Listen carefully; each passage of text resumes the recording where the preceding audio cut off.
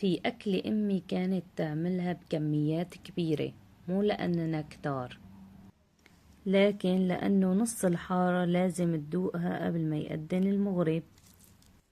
ريحة الزيت وصوت القلي ونحن مستنين وهي تقول استنوا لسه ما أذن المغرب. اليوم راح أعملها بنفس طريقة أمي، بدون ميزان وبدون قوالب وبدون أي تعقيدات.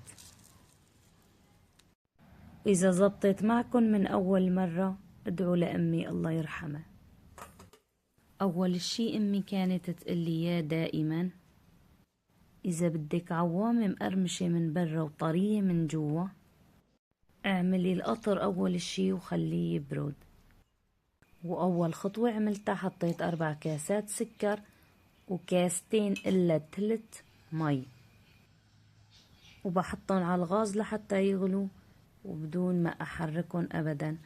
وبس غليت بضيف لها قطعة ليمون، دقيقتين وبطفي الغاز وبخليها تبرد تماما، لأنه العوامة أو اللقم لازم تنزل على قطر بارد.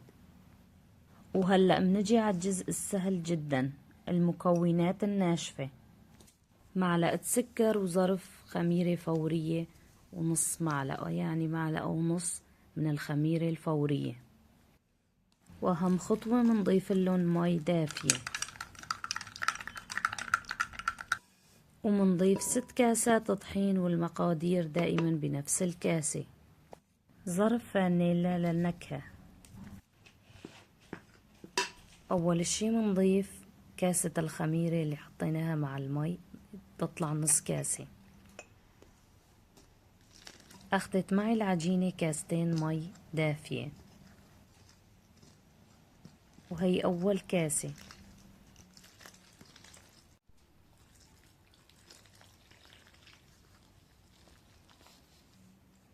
وهي الكاسة الثانية.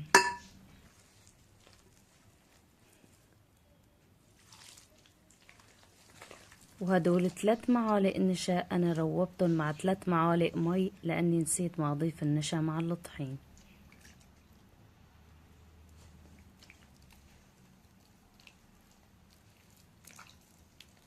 ومعلقتين زيت نباتي.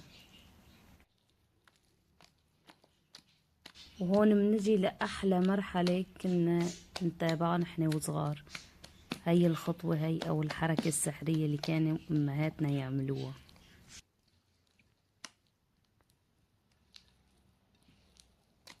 وهي الخطوة كتير ضرورية ومهمة لنجاح العوامة.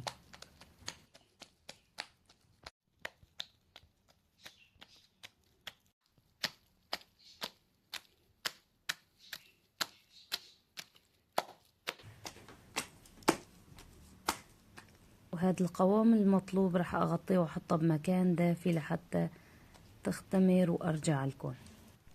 لما تشوفوا فيها هالخيوط وهالفقاعات اعرفوا انها اختمرت وجاهزة للقلي.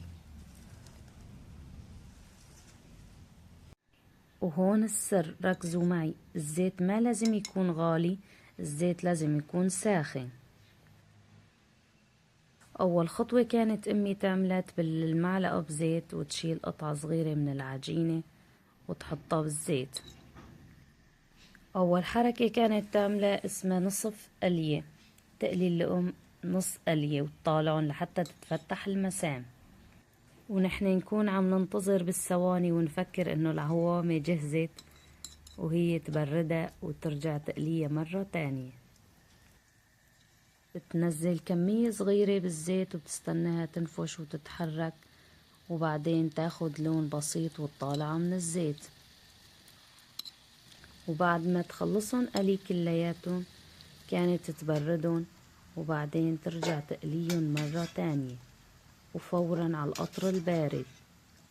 أما أنتو يلي بده يعمل كمية صغيرة بس خلص القلية الأولى يقلي مرة تانية صحن صغير على قده. وهي الكمية اللي رح نستنى عليها لحتى تبرد. وبعد ما يبردوا مباشرة على الزيت الساخن مرة تانية لحتى نقليهم 2 3 وكنا نطالعهم على القطر البارد.